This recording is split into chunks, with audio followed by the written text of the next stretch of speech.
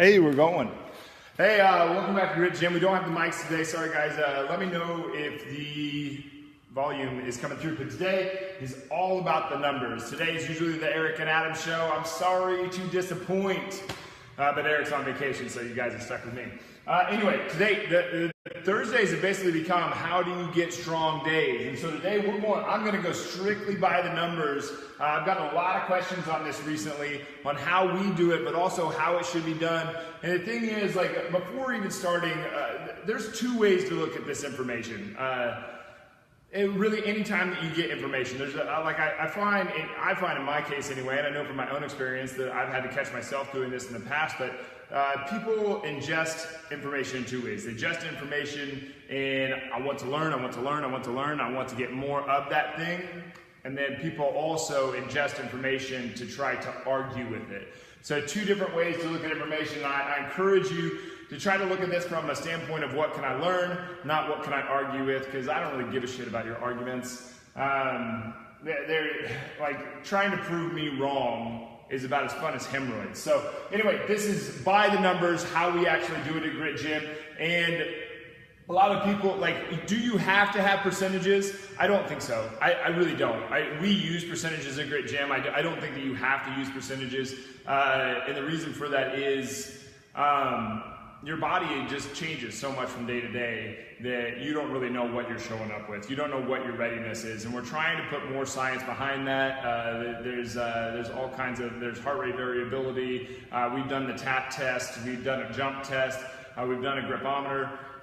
We've done a lot of different things. And the thing is, like, any of those, they take about almost a year before we get enough data to actually see what's going on there. And even then, like, how you feel when you grab the weights is, and asking questions is a little bit better anyway. So we're going to go through a little bit of that, how you know your readiness, and then also how you would program out for yourself and what ranges there should be. Like, before we get in, I can do the rate. Let's do the range thing real quick. Anytime that we pick out any of these are not hard. When we pick out weights for somebody, let's say it's 200 pounds written on your sheet, you can go down, or my bad, I wrote that wrong. You can go down 30% of your weight that day. Let's say you're just feeling like crap, you came in after you had a bender the night before, you haven't slept, your kids woke you up early, you went to work, you had a stressful day. You know what I mean? Like, you shouldn't be trying to set a PR that day. Just drop 30% off your weight if you're feeling like crap, or you can go up 10%. But don't try to go up past 10%. We have percentages in place for a reason, and the reason that we jump from week to week, the weights that are selected are there for a reason. We'll get into that here in a second. So up 10% or down 30%. And can you guys tell who usually writes on the board? It's obviously not me. Eric has much better handwriting than I do. But for now, that's how that goes. So if we are, where's my towel? If we are having a really awesome day, we can go up 10%. If we're having a really crappy day, we go down 30%. So how do we actually run the percentages, and what errors do I see? And I see this mostly with high school football coaches, high school strength and conditioning coaches, and me in my early career. This is the error that I would make. So let's say, like, just says one rep. 1x means one rep. So that's a 1 rep max at 100%. That's the most weight that you could possibly do. So if you were to go down to 5 reps, you'd only use 88% of that 1 rep max. So if you had, got my computer. So if you had a 200, so you would do equals 200 divided by 0.88. So you'd have, I did that wrong.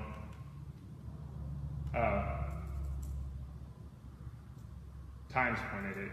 Times 0.88. So you'd have about 176. So if you have if you were to bench 176 pounds 5 times, you would have a calculated max of 200. Now the error I see is that people don't work backwards from that. So if you have, let's say you have a 5 sets of 5, 1, 2, 3, 4, 5, I did that right.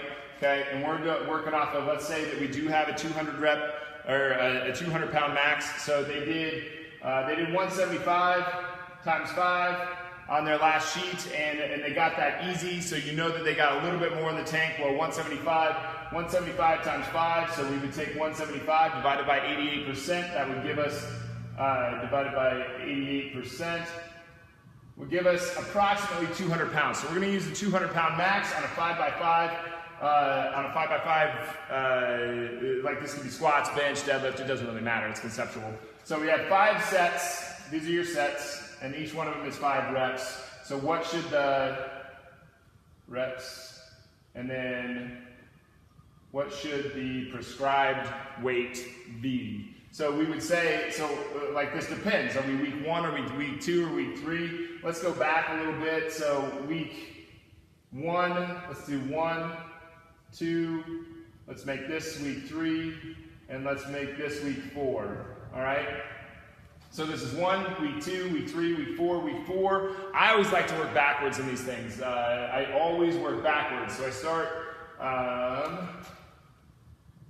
so we would start down here, and we know that we want to get close to maxing out. Let's say we're going to do a 5x5, 5x5, 5x5, 5x5. All right, so on our last week, we are trying to work up to this set right here. This set's our big set. This is what we want to really concentrate on. So we want this set to be at least 175 because that's what we did the month before. So we want it to be at least 175. So I'm going to write 175 plus, and you guys are going to see how when I work back through this later that we can actually increase this by what we do in week 1, week 2, and week 3. So in the error that I see is that people will load up 175 times 5 on week 1. Well, this is a max set. So over here it says max set, max reps. So a max rep would be 1 times as much as you could possibly do. So a person that can do 175 for 5 times is probably going to get pretty close to doing 200 pounds 1 time. And so if we work backwards from that, then we can use that later on. So that's a max rep. But a max set would be if we were to do 5 repetitions with 175. I don't know if that makes any sense or not, because there's a lot of numbers floating around here. But 175 times 5 is the max set. This is the biggest error I see in strength and conditioning, is that on your first week, you build up to a max set. It's still the same number. This still equals 200. That's a max set. This, even if we did this, even if we made this one 1, this would still be, and made this 200, these would be equivalent sets. So we have to manage that stress back here. So we don't want to do that. We want to work smart and we want to work hard so that we don't get injured and so that we can keep on progressing. Most people are coming to the weight room and they're doing a max set. They're trying to work up to a max set, and it's a huge error. You see this in schools where about 12 repetitions, you should be able to do 67% of your 1 rep max about 12 times. It's pretty close. I did not go through why. We use percentages because we have to base off of something. We can't just go by feel every single day. It's just going to get in the way eventually. So we have to work off of something, and we want to be able to think intelligently about where we are. And that's why we give ourselves the range, the 10% up or the 30% down, because these could be completely off. We don't know. In a perfect world, would you be able to walk into a weight room and just know how much you can lift that day by, you're deadlifting and you're like, all right, well, that one felt heavy. I'll just go up just a little bit more. Yeah, I need to go back down. Okay, and then you spend some time practicing at that set right there. Yes, that would be in a perfect world, but man, you got to be super experienced. I mean, you got to be like an Eddie Hall to be able to get up to that level. You have to have a lot of experience in the weight room, and you have to drown the ego out of the scenario and able to pull that off. Just because the second that you start driving past what any of this stuff, you're actually you're competing against your old self at that point, which is not bad, except that we're trying to build up to and work smart rather than just come in and beat our body up. If you work the way that I'm going to show you here, you will get stronger over long lengths of time, and that curve will just keep on going up rather than hitting these big peaks and valleys. We don't want the peaks and valleys, and we don't want the plateaus. The plateaus are obviously better than the valleys, but still. All right, so how do we do this? So we're working up to try to get somewhere around our 5 rep max on the last week. So we might we're going to go a little bit less than one. So if we know that our 5 rep max is 175 for a 200 pound true max. Then we go 175 to the last set here. And then we might go 165, and we might, and I'm not actually doing the math out on this, I probably could. So for week 3, you might do 165. For week 2, you might do 155. And for week 1, you might end up for the last set, for your last 2 sets at only 145. Does 145 sound less than 175? Yes, it does. There's a reason for that. We want this 145. But most programs are building up to a max, like 145, 70 per, what is that? Equals 145 divided by point, what would that be? 0.88. That's far, that's only a 165. Wait, I did that. I could have just done that the easier way. I have all these shortcuts on here. Yeah, that's only a 165 1 rep max. So we're only building up to a 165 1 rep max. Why would we do that instead of a 200 1 rep max? Because if we do this, then the body can learn. The body can get coaxed along. Our body can learn how to do the move, which muscles need to kick on, and when, and how to stiffen its trunk. This is your force transducer.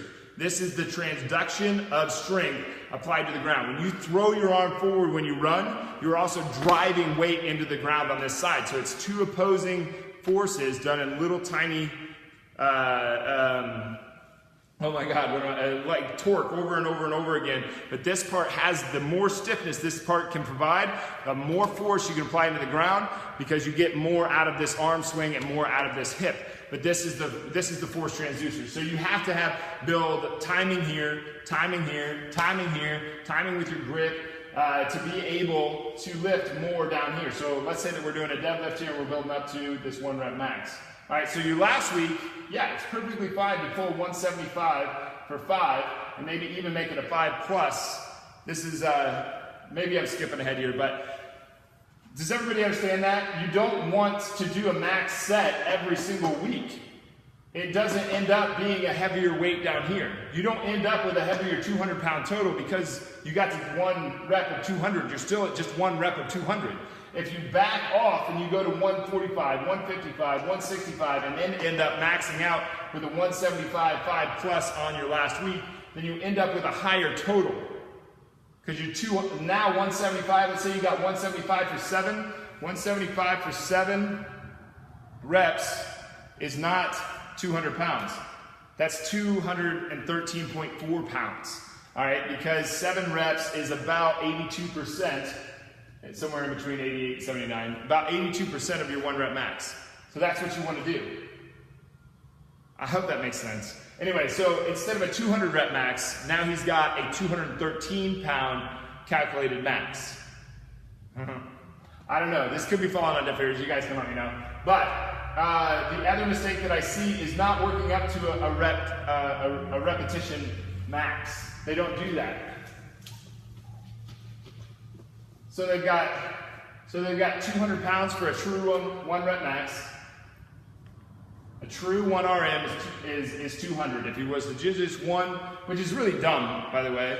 It's just really dumb. Like doing a true 1 rep max, the only time you should do this is like on a test day. And a test day should maybe be 4 times a year. Literally 4 times a year that you're actually going to do a test day. And the only other time, the only real time that you should do a true 1 rep max is in a powerlifting competition. If your sport is football, wrestling, basketball, baseball, cross country, life, if your performance is out in any of these realms, a 1 rep max is idiotic beyond belief. I can't even explain how stupid it is. It doesn't do anything for us. Like literally, we don't get much of a training effect out of that, and we don't necessarily get much strength out of that anyway. If we work smart and we use that 175, that 88%, we work backwards. So we've got week 1, 2, 3, 4. Most programs will end up the last week they just do 1, 1. So they might do. Let's stick with the 5, 5, 5, 5, and then do 5, 5, 5. 5, and then do 5, 5, 5, 5. My handwriting sucks, it's all right. It'll just have to do. In 3rd grade, Mrs. Roberts said it was awesome, and it never improved. But there's nothing wrong with 5 reps. 5 reps is a really good sweet spot for gaining muscle and for building strength. If you get much below that, then you're leaving some fatigue on the table, and so you're not getting all the gains that you possibly could have gotten. But this is what a lot of programs do. They'll do this, and then in the last week they'll basically do like a very simple 1 rep max out. Now, I don't mind doing the 1-1-1-1, but the way that I like to do it, I think is massively superior. Just do a 3 rep plus max. Okay, use your 5 rep max on that 3 rep. So if we're using the 175, we're using a 200 rep or a 200 pound 1 RM. So a 200 pound 1 rep max is going to be 175 for 5. All right, and if we use that here, and we just instead of 3, we're going to say we're going to put 3 on the program, expecting them to go to 5, and maybe they get 7, 8, 9. If they got all the way to 10, then we definitely picked out the wrong. They should probably get somewhere between 5 and 8 here if we were anywhere close to our real number. If they get 10, we were a little bit off. But I would much rather be conservative and be under than be over, because if we're over, we get them an injury. If you get over, you get injured, especially on something like a deadlift. Because you start to compensate on a deadlift, what happens? You lower back the shit out of it. You do not want to lower back and hamstring a deadlift. It's not going to go well for you. You want to glute the crap out of that thing so that you can drive up, so that you can remain stiffness, keep stiffness here. If you're training yourself how to lift poorly, you're going to get an injury, and you're not going to get the strength gains out of that. So if we work like this, so we know that last month on the deadlift they worked up to let's say they did a 3 plus. Let's say they're in a heavier phase, we do all of our macro phases in quarters. So anyway, there's 9 quarters, my bad, other way around, in 4 months. So 4 months, 4 months, 4 months, that's the entirety of the year. Anyway, so, and then we have phases built out in the middle of that. So let's say they're on a really like a strong phase, and they're gonna build up to 3 plus. All right, well, we would do 175 right there. Even though we know that they can do much more, that last month they did more than 175 in the deadlift. They did 5 reps at 175 in the deadlift. We're going to write that same number down there. Okay, and this is and let's work backwards. And then we might do that same 165, same 145, same 155, same 145. Okay, we're not doing the math on these just because we're not going to take the time to do it because we're limited time in the video.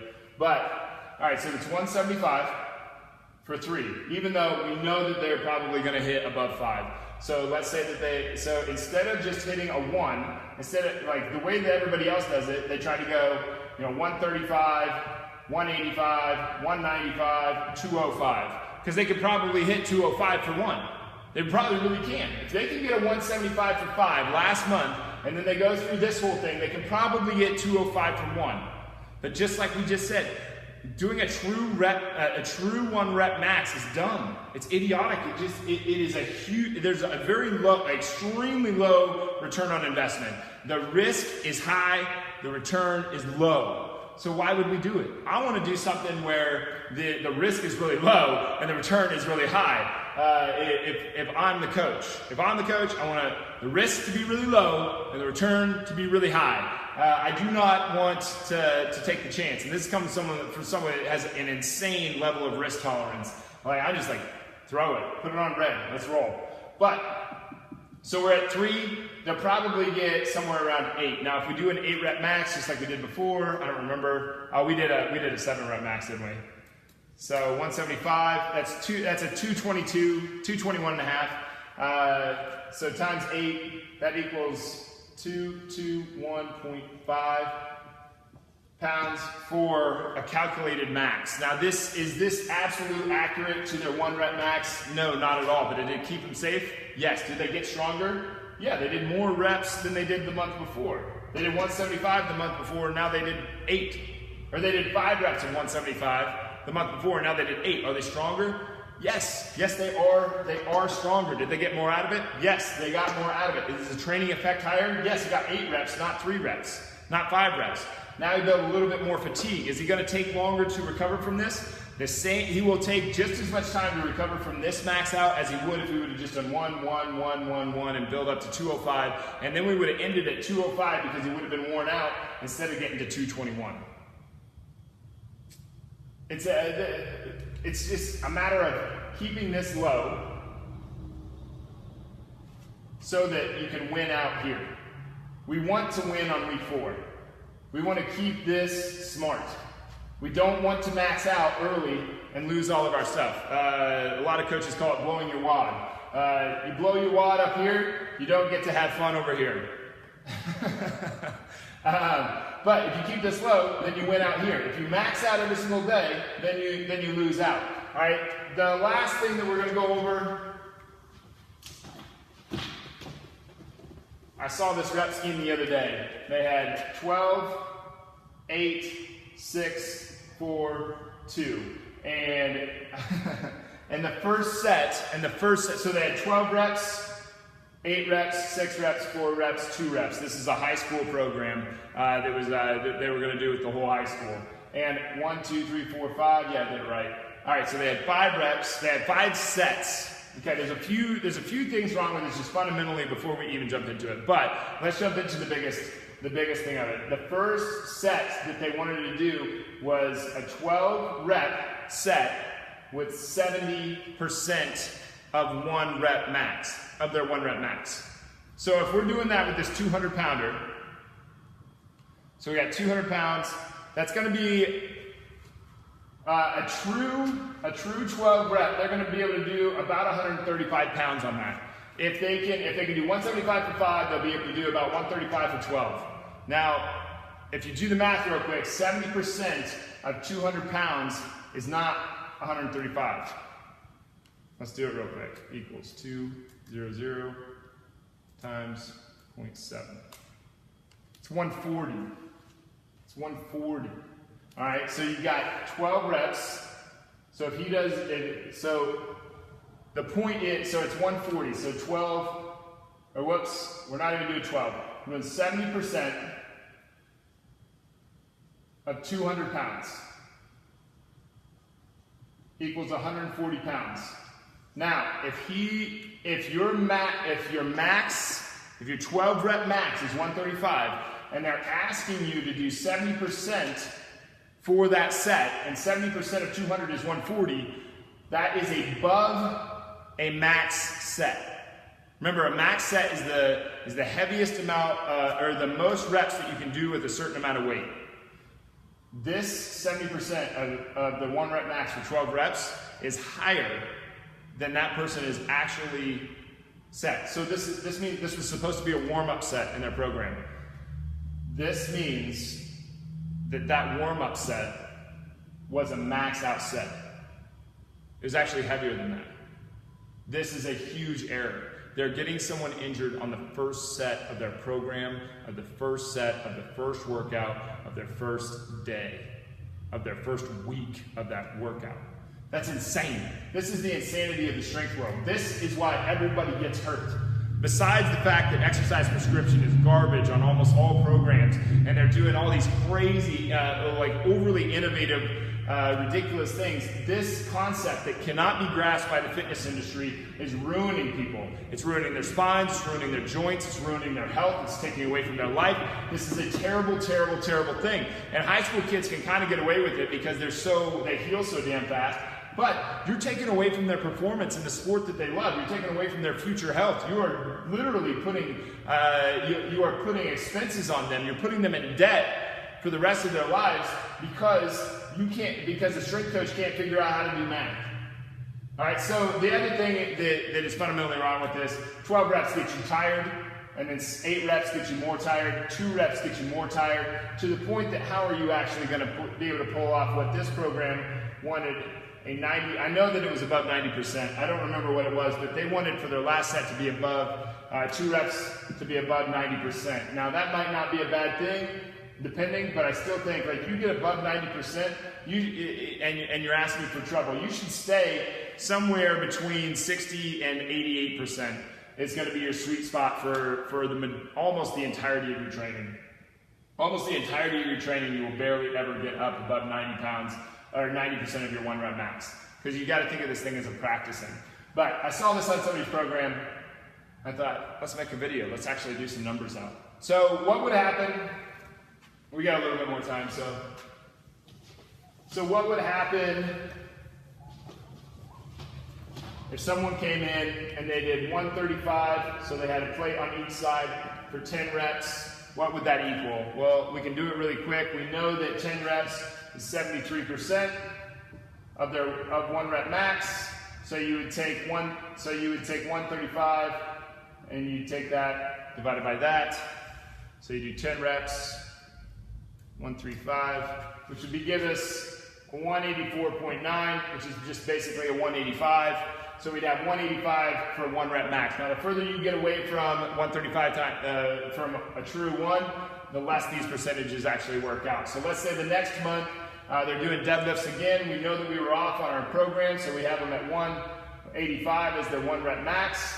And we want to program them in and say, okay, well, we're doing 5 sets of 5. What are they going to end up with on their last week? Well, we got to program in 185, and we have to take that. And we have to use, my bad, I pointed at the wrong one. We have to use that 88% and we put it through our nifty little thing that I have here. So 1 rep, 88%, and we want to figure out what 185 for 5 reps is. Well, we would do this. We'd take it times 88 and we would get, what was it? It was 162.8 would be the max, 162.8. So 160 is what you would round down to, and you would use that as their. So now you've got your 3+ set at 160, and you have them rep out, and you see how many they can get. Maybe they get 6. Well, if they got 6 at 160, then we know that we were real close. Yeah, 6 at 160 times 85% is 188.2. They actually got just a little bit stronger, 3 pounds. Math, crazy. Who would have thought that all those years of math are saying, when am I ever going to use this? We use it for strength and conditioning all the time. This is what I was trying to say yesterday, is that it's not about who can be the most creative and innovative in the strength and conditioning world that actually helps people get stronger. It is not about who's the most innovative. It is not about who's the most creative. It's not who can make the most dazzling workouts. It is a science. It is measurable. This stuff is so predictable that if we don't get XYZ from doing ABC, then we know that something in the LMNO space was wrong. You weren't getting enough rest. Your nutrition was off. You're dealing with some mindset stuff. Something in there. It is so predictable, these two things, that we are almost positive that it's something else in the middle. Now, if it is something in ABC and programming, we should look there. We're always going to look there, but it might not be. So, like this stuff, it is predictable. It is science. It's measurable. It is. We know a decent amount about this at this point. I think it probably surprised most people. I think it would surprise most personal trainers and strength coaches how much we do not know. And I think it would surprise them. Like, the more I learn about this stuff, the more I realize I don't know. Like, I don't know. Until someone's right in front of you, you don't know. And even then, you don't know. You don't know how their body's going to respond, so you get as much data collected as you possibly can, and then you make an extremely educated guess. But this stuff is not, like, this stuff is about keeping people safe. It's about using the weights that are actually appropriate for them so that they don't get injured. And if you don't get injured, you'll just inevitably keep on making progress. But the big if there is if you don't get injured. And in order to not get injured, we have to not be at our 1 rep max all the time. We have to not be doing max out sets. But anyway, I hope you guys got something out of this. I am out of time. I need to get off of here because I need to get a lot of other stuff done today. But I hope you enjoyed it. I hope you enjoyed the whiteboard too. I'll try to refine this presentation a little bit because I think once I got into it, I was like, wait, there's a lot more that we could talk about here than just what I just went over. So next week, hopefully, Eric will be back. Well, hopefully be back. Eric will be back next week, and we'll be able to go over it then. But thank you for being here. Really appreciate it. Please like, comment, share, and send it out to everybody that you know. Thanks, guys. We'll see you tomorrow.